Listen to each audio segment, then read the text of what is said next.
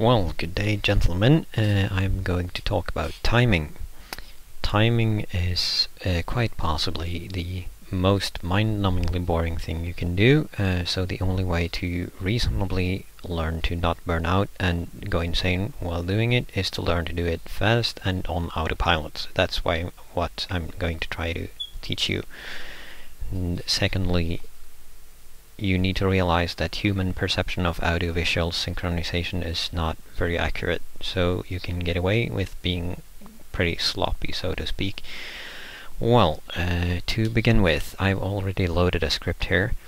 It has actor information, it has the dialogue, and it has some unnecessary lines, or some lines that are a bit kind of hooks that tell me where in the episode I am. Like, for example, this one means that here's the opening theme.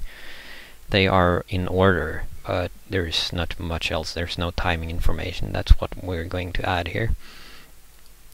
Right, the first thing you need to do about timing is that you need to have the proper hand positioning on your keyboard and on your mouse. I wish I had a camera so I could record this, but you'll have to do with some talking instead.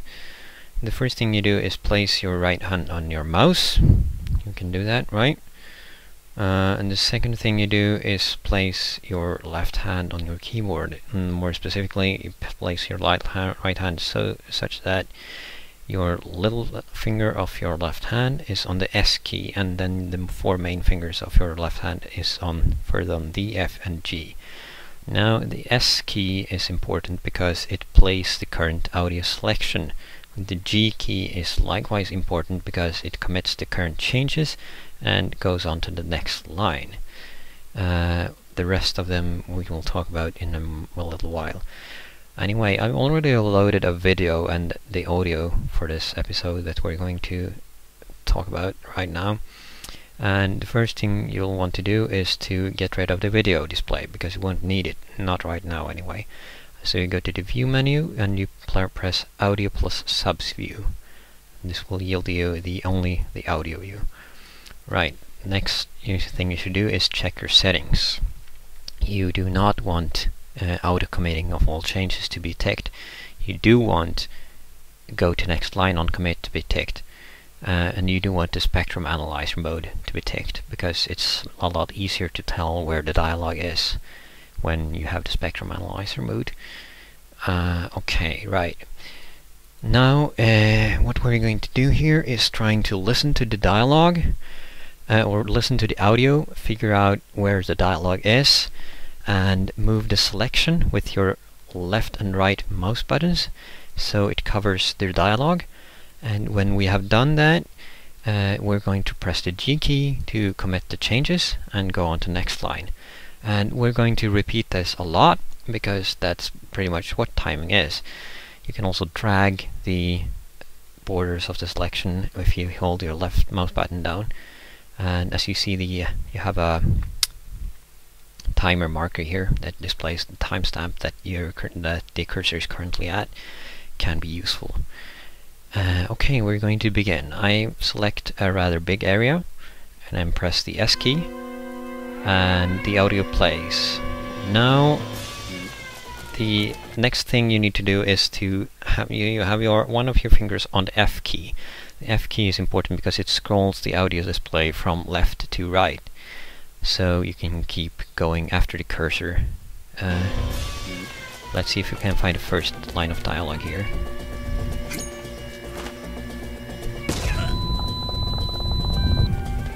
I'm just keeping pressing the F key here to follow the cursor.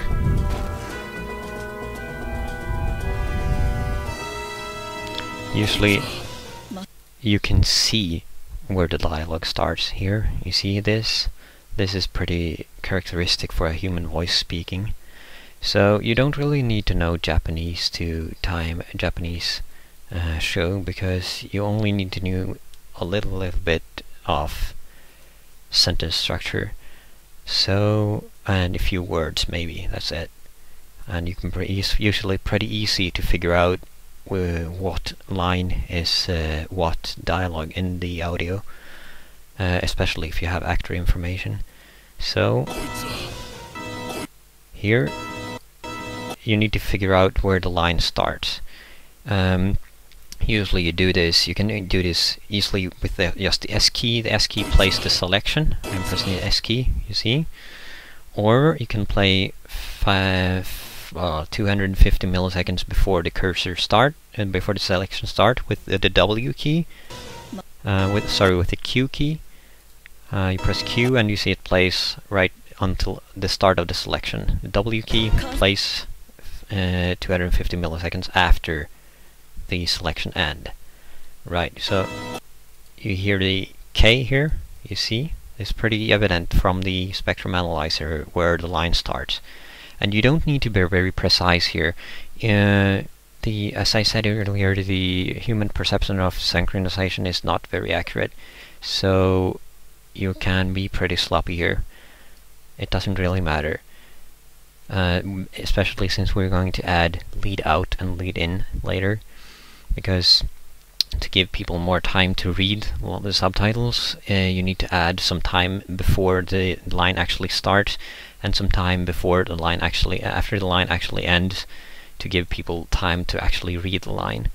So this is going to be added automatically later. We're not going to deal with it right now. Right now the only thing we're going to do is time the line exactly to the selection. Right, so we see here, this is probably where the line ends. You can kind of tell it. So yeah, you see, I'm pressing the W key here to play after the selection. You can't hear any dialogue anymore. Right, so now I'm pressing the G key. Sorry, but I pressed it twice. Right, here it automatically selects a new area for you, and it goes to the next line. So you see, the next line is selected. Yeah, you see this? You see this pink line here is a keyframe. It usually means that there's a scene change here, but since this dialogue line spans the scene change, we're going to leave it as it is. It will just have to have a subtitle line that spans the scene change, if there actually is any. It's kind of hard to tell. You can't tell with just a line. It's a good indicator, but not perfect. So I'm pressing G again. Yeah, okay, here's the next line. You can kind of tell where it starts and ends. It's really easy to see it with the spectrum analyzer. Alright, so I'm pressing G again because we're done with this one. Right, and this line isn't actually the dialogue, so we're just going to skip it.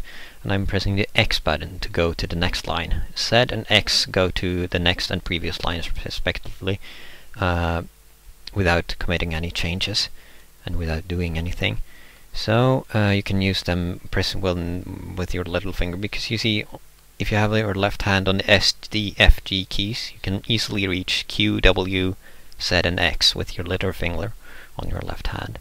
So the hand positioning is quite important here to easily be able to reach all the hotkeys.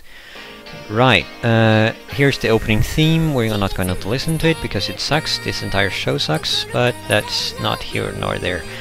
So we'll just keep holding down the F key to scroll the view